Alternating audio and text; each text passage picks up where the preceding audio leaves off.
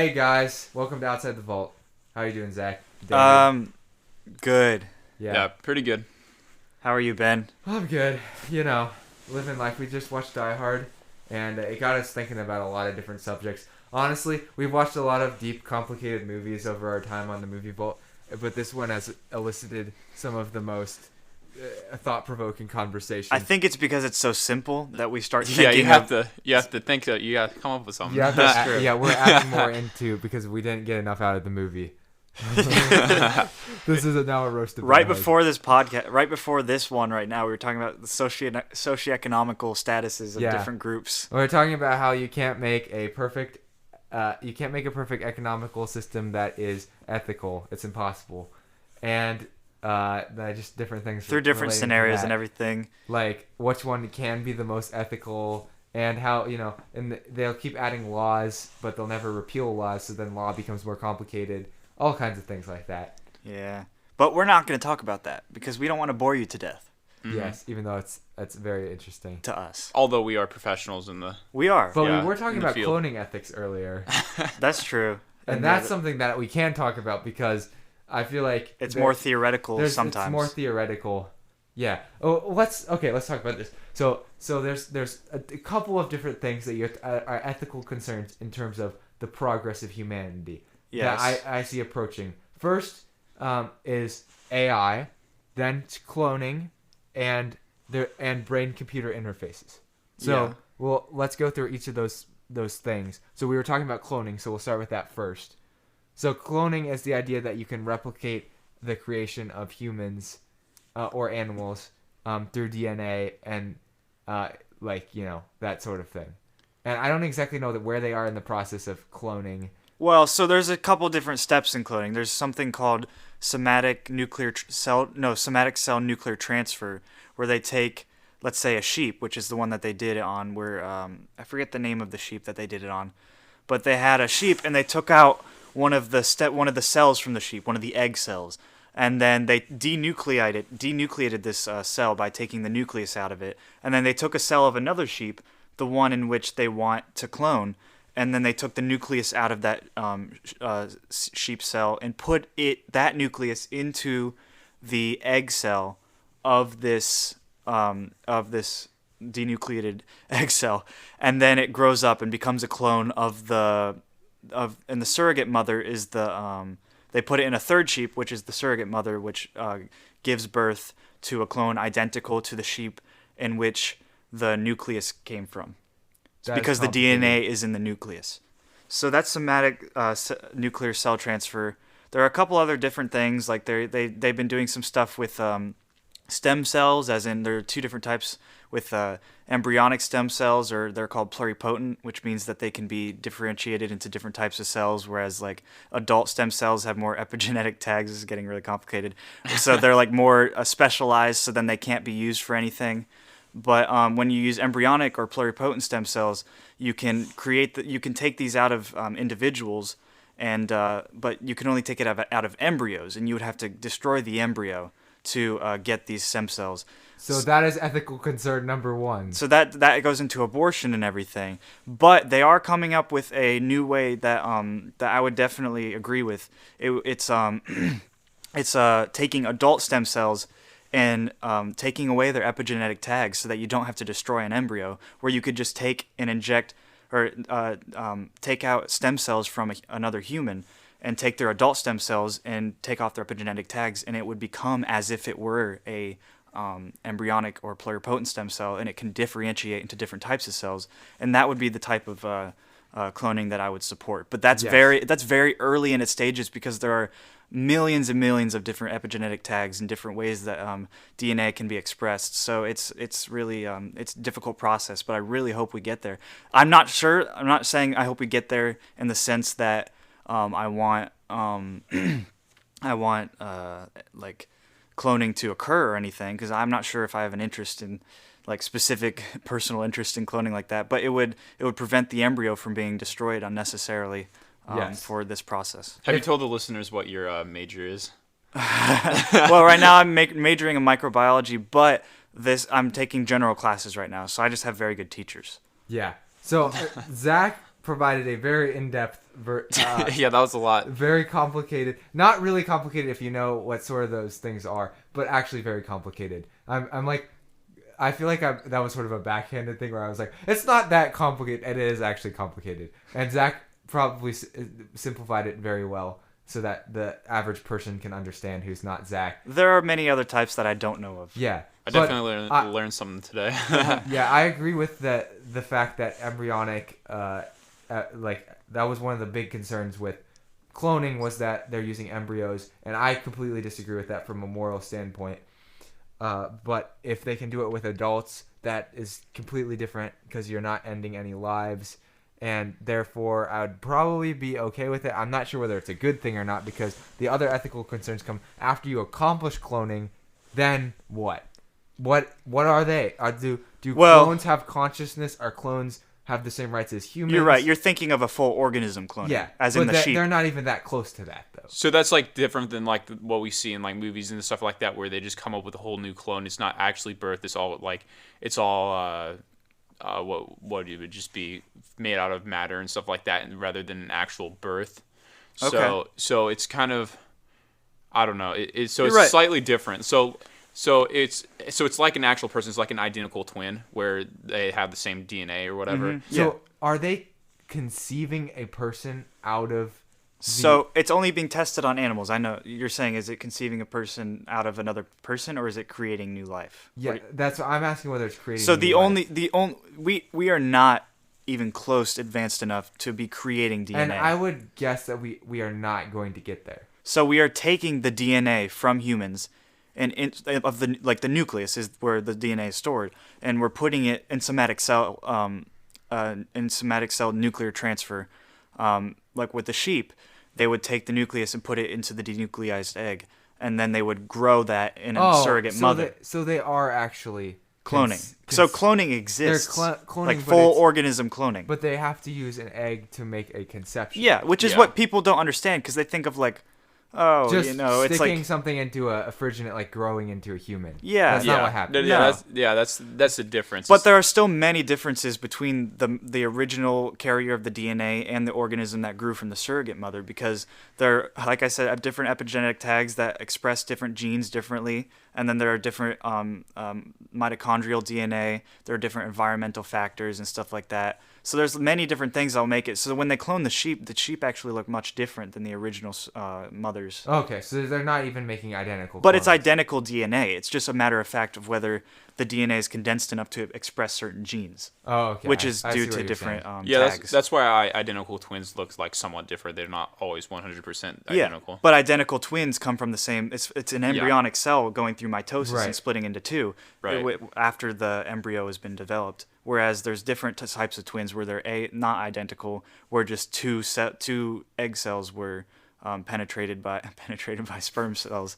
So that's the two different types of twins, but that's not really cloning. Yeah. That's not cloning. But essentially, it would be sort of similar to identical twins if cloning was accomplished as they are theoretically going to accomplish it, because they would have identical sets of DNA but look different because there's different epigenetic tags and stuff. Mm-hmm. Correct. Okay.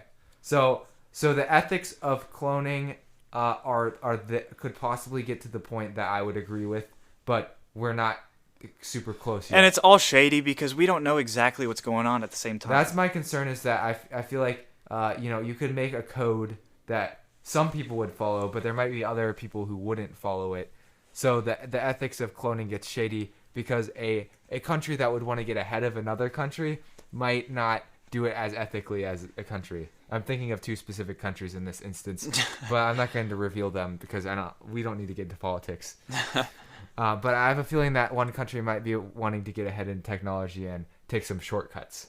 But we'll see whether that turns out well for them. Yeah, I think or not. you said it well, Ben. I think you said that. You said that it's whether or not human advancement is necessary. Progress will happen, and there are things that we can progress to, but will it be beneficial for us to overall progress to that? Because we progress to the internet age where we're at, and you can see the benefits of the internet age. We also see the drawbacks. The benefits is we are much more informed. The drawback is that everybody can inform others. So I mean, our podcast is impossible without the internet, and we are informing you about things, but we don't know. You don't know whether we're informing you correctly. We are trying to from our level to. No, Ben, inform we you are always correctly. correct. And we're also an opinion show, so that helps. We're just stating our opinions on things. We're not saying anything as fact 90% of the time. There might be some instances that we do say things are fact. You can still disagree with that, but most of the time we're an opinion show. Yes, please email us with any concerns. We'd love to talk about different things. But we wouldn't be in a position to be able to inform anybody without the internet. But that means that not only are we in the position to do that, and we're not in a news company or anything, other people out there can do the same thing as us, and in fact thousands have on Anchor.fm. But should we say so we hit 1,000 listens on Anchor? Yeah, Yeah. and that's super exciting, and we're thankful for our audience that has listened to us. So we appreciate you guys. We're going to do a 1,000 listener special. We don't know what that form is, and Ben has never heard of this. I'm making this up right now, but we're going to do something. We're going to do something. We did our first thing by making our first hour-long episode, and now we're also doing an episode on cloning as part of the extravaganza. But anyway. But this is just something, so I'm looking at like how you could compare. So before the internet, when the internet was in its infancy, people would be like, oh, this is an interesting possibility that everyone can access all this information. Now we know what happened. Is it bad that everybody had all the information? I don't think so, because I think that, there were people who controlled the newspaper used to have so much power because they could print whatever they wanted and whatever would go in there. Isn't that what Pulitzer was involved in that? Yeah. And so there was a lot of corruption in the news industry because of that. But you could say the same thing nowadays, even though we have the internet, because there's a few companies that own a large, now it's social media, like who gets blocked for false information, which is a huge influence because some people only go to one site or one news station for their news. And then you that on the side, but then there's also people who will be calling out this, but you don't know whether they're right either.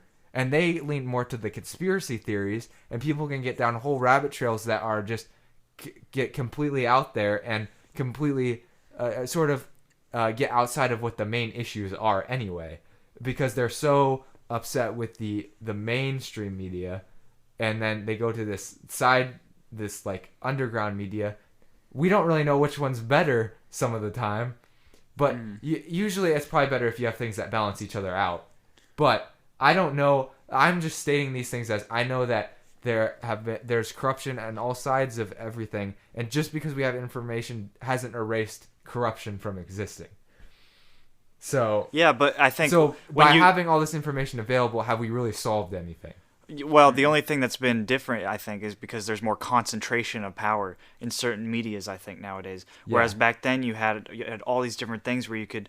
I mean, you had the newspaper. You're right. They had all because people couldn't go anywhere for news besides like the newspaper or anything like that before TV. But now there's just so many outlets of news. It's overwhelming how many outlets there are. And there are so many fake ones. People say fake news or whatever. Yeah. But there really but are then there's fake arguments about what is fake news too. Yes. And then who decides what's fake news, and it gets very complicated very quickly. All right, let's define that. Ben, what do you think is fake news? Fake news is what's not the truth. But here's the thing. I don't think that we have the ability to know the truth outside of our literal experience. I mean, you can read articles all day, but people support their sides with articles sometimes, and they could be false. Both sides support their sides with articles that they claim are legitimate. So then it's like, what do you decide? So fake news is what's not the truth. But as a single human, you do not have the ability to know what the truth is in most situations. You know what the truth is in your own life, unless for some reason you have some reason that you forgot something. But outside of that, you're trying to figure out who is the most trustworthy person. But that is difficult when you don't know who the people are.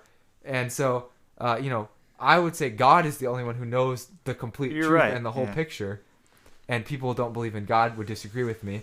And in that case, nobody has the whole picture. It's a pretty hopeless outlook. But also, I think there are philosophers like George Berkeley and people like that who are empiricists who say that we only can gain the knowledge of what we experience. So based on experience, anything else that we don't experience doesn't exist necessarily, or we can't prove that it exists. I agree with that. You can't prove that it exists, but I don't know how helpful it is to think about it that way. Well, like a rationalist, like I don't know. There are many philosophers like that, like Aristotle and Socrates and stuff like that would infer that like based on what you experience, there are other things because there are like forms. Like Plato said that there's a world of forms where things are perfect, where the ideas of things that we have exist in another world that are perfect, and the ideas that are projected in our world are imperfect, but they're still ideas. Like we can picture a perfect triangle, right? In our heads, we can picture a perfect triangle with 180, not 180,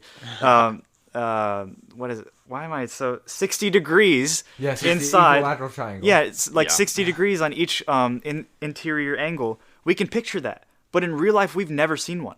Yeah. We have never seen a perfect triangle with 60 degrees in each corner.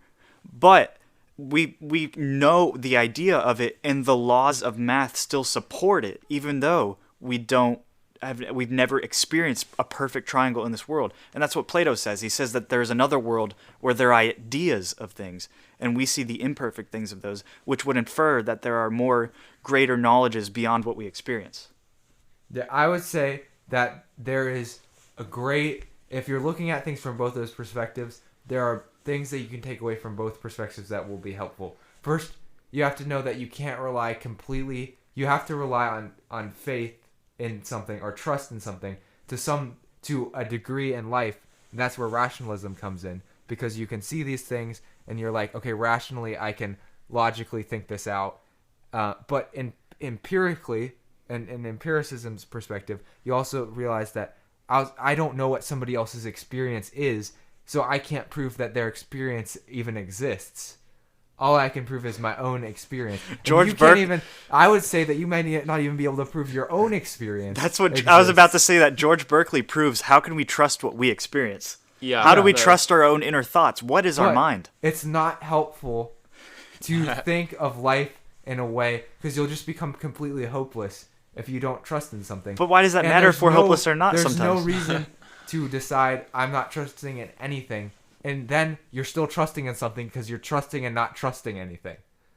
So that I would challenge anyone to deeply think about these things. And honestly, there's been periods of my life where I've wrestled with this more than others. But it's important to some people would go from a nihilism standpoint and say, no, you shouldn't think about these things. Just Rick and eat, Morty. drink, and be merry. I would strongly argue not to do that, and you'll probably just end up hurting yourself and going through pain at some point if you live that lifestyle. Yeah, it kind of goes to the point where everyone believes in something, so you've got to pick what you believe. Even if you say can't not pick what you believe. Yeah, if you say oh, I don't believe in anything, I just believe on what I can see. Well, you believe that what you see is actually real, so you're always believing something, and no matter what you do you're believing what you see in your own perspective based on things that other people have told you too. Even agnostics who claim to believe in nothing, they're still have a belief system of religion. They are so wishy-washy. They're like, I might believe in God or I might not. And there's still rules to the religion type thing, which because everyone's got if you want to be technical, religion can be usually it can be defined as that goes to a deity or whatever like that, but it's not necessarily true. It's kind of like a set of rules that you as a person follow. Yeah, the Mandalorian follows the Mandalore religion. And there's a lot of religions that have become popular that are political nowadays, that are aligned with political beliefs, that I would consider those religions because they do follow a set of rules, like David was saying. And that can come from either side of the political spectrum, or either side implying that there are two. Which I would also say, the political spectrum is not perfect. The four-sided one. The four-sided one, that one's awesome. It's awesome. It's probably the best one that exists because the other ones get too complicated. But it's not perfect. But if you look at each side, right quadrant, which is what American people don't understand, that American politics is mostly in the right upper corner. So authoritarianism. It's not completely authoritarianism, but we do have a big government, and both parties in the United States believe in big government, whether you want to believe that or not. and they're not actually as far separated as most people understand, because we don't have. Now they might be starting to get that way, because you've noticed. But it's only on like 5 or 6 certain topics. And I'm sure somebody else out there might disagree with that assessment that I heard from somebody else, and you can present your own arguments for why you think that we're more separated than that. Yeah, and when you're saying we're kind of like more referring to like the actual politicians. As a people, I think we're more like we more believe more equal things than probably everyone likes to believe, and that's another thing. Going back to the media, the media kind of divides people like really harshly. Like you believe one thing or you believe the other thing, and it's a lot of the times not like that. Because everyone in the end wants like almost the same thing. So. Which is weird, because in psychology there's a thing, I forget what it's called, but it's where humans have bigger reactions to negative experiences, and so they remember those more. So I think we remember that we usually forget that we actually have more in common than we have in different. Yes. And because I think the human state is, we are all similar in that we're humans, and that is actually, we find so many ways to divide each other, but actually being human is like so much in common, just because that's the way that we were designed. So we're not actually going to think that differently, because we were naturally designed to think certain ways. We've gone against some of those ways, but a lot of those ways actually, probably. But everyone has a consciousness that they're born with. It is possible to do enough things to get rid of the consciousness, but it's there. There's so many interesting things to unpack in what you guys were saying. The media divides us because that's how they get us to pay attention to them. When you divide everybody into teams, it becomes like sports. You're rooting for your team. You want your team to win. You become invested. Your personality becomes invested in the team. Right. Yeah. You as a person, your identity becomes wrapped up in the team. It's literally the same thing as sports, because sports is the same thing. People becomes fans of things, and I'm the same. I'm fans of sports, but you become so wrapped up in something that you contribute nothing to, other than revenue, I guess, a little bit in some sports.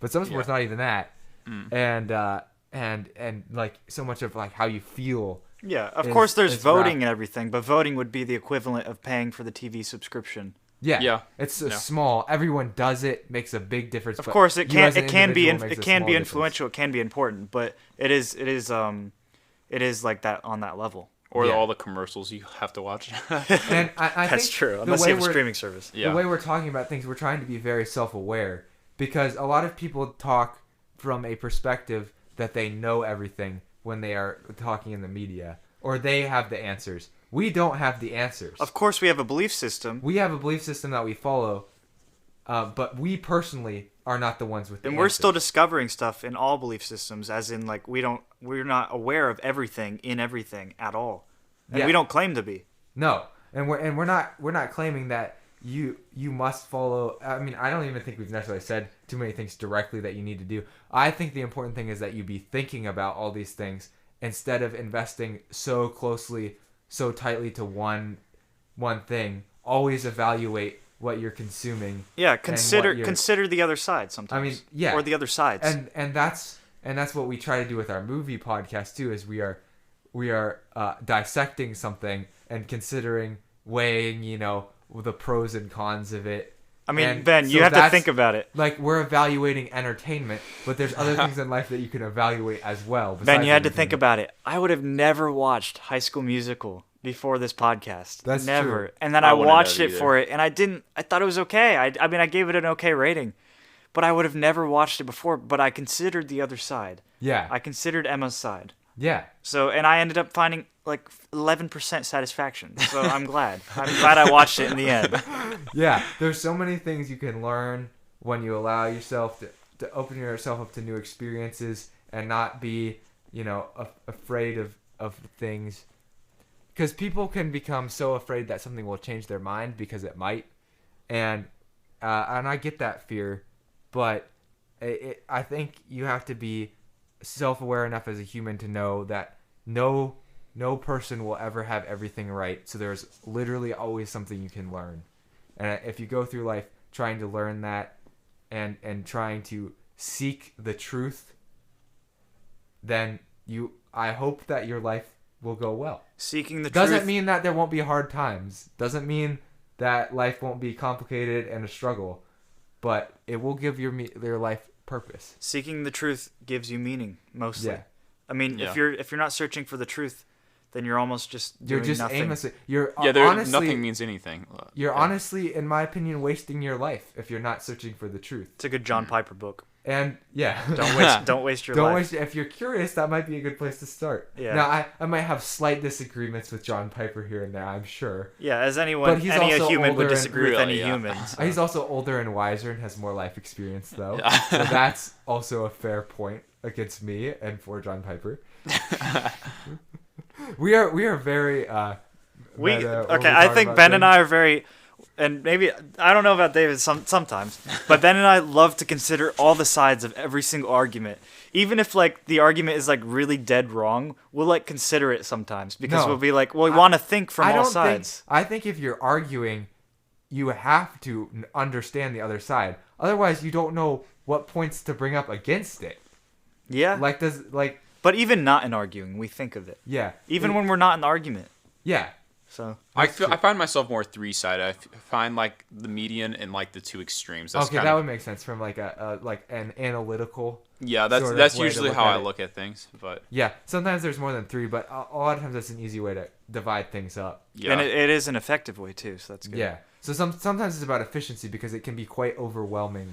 All of the data. Think about all the different sides because you can always. I went through a phase where I tried to understand every political ideology. There are so many that it's so complicated. You can never understand all of them. And many of them only have slight differences. Wasn't there like some like simplification of like every political agenda? Have you read that? Like, I don't know. I might have. They had like some like it was like one sentence. It was kind of funny. Like yeah. No, there probably is oversimplifications. I know. I'm gonna shout out J. Reg. He's my favorite political satirist. He got me into the idea that if you just, make fun of every political side, you might actually learn more than, picking one. He's an anti-centrist. Is that what he jokes that he is, because he thinks centrism is the worst because you're not actually, believing in anything. You're just the most compromised possible if you're a true. But he's just believing in the fact that isn't good. So, but does that take any side? That is radical is his side. It doesn't matter what it is as long as it's radical. Obviously, he's a satirist. Yeah. I don't know what he actually believes because he's a good satirist. But I feel like you can't be an anti-centrist without having that satire and like a preliminary satirism. That has to be the case. And then he explained like the levels of irony, how there's like irony and then there's like meta irony, and that's much more popular now. That's sort of what he does. That's kind of what we do. That is kind of what we do. We're in right a period of our generation where irony is such an important part of the young culture, like memes and stuff. Some memes are so ironic that they become iconic. If you looked at them at face value, that was good. They would just be stupid. But because of the irony, you find them hilarious. I once saw a meme that was a picture of a horse standing in the ocean. The caption said, "Man." Oh, yeah, that one. Yeah, I've seen that. I died laughing. Why was that funny? Is there any reason why that should be funny? Yeah, I'll make a conspiracy theory.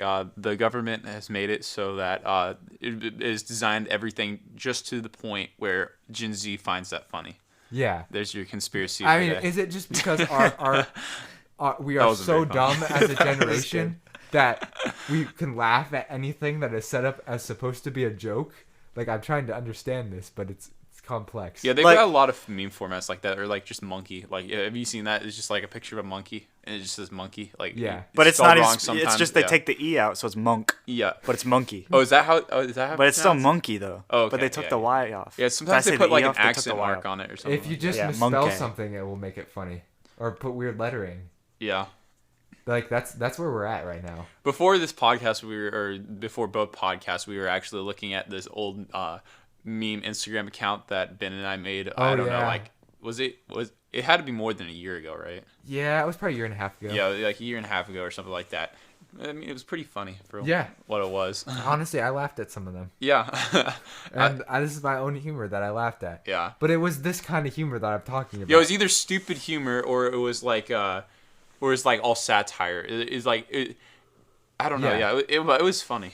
So. Yeah. Well, we didn't get to AI or the other thing that I mentioned. Computer. Yeah, I guess we'll have to. So we might have to just talk about that next time. Yeah. I don't know. I heard things about AI and brain-computer interface. I'm glad Zach was pretty knowledgeable on cloning because I didn't really know that much about it. Yeah, now I know a lot more about that. That's for sure. But there are many other feel ways. A lot lost. I only know the 2 types that I know of.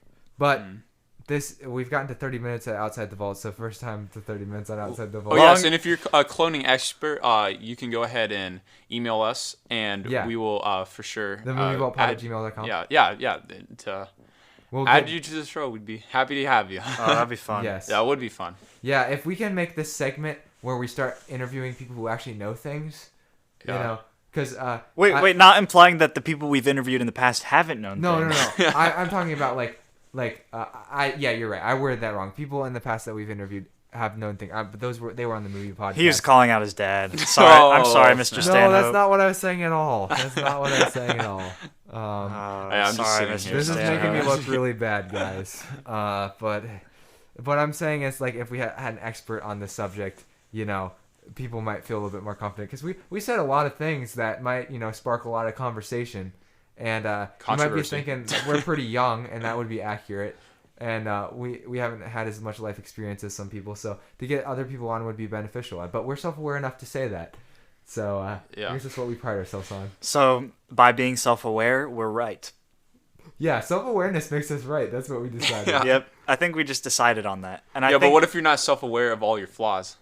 That is probably true. So that makes But being too self-aware is a flaw in itself, isn't it? This is literally a paradox. Because then, it is a paradox. Because then you will overanalyze yourself. And if you overanalyze yourself, you lose focus of the main ideas. Yeah, because you're focused too much on little tiny things. Okay, well, we gotta end this, otherwise we're never gonna end. Yeah. Okay, so time to get back in the vault. Okay. And close it. Okay, David, close it. Slam.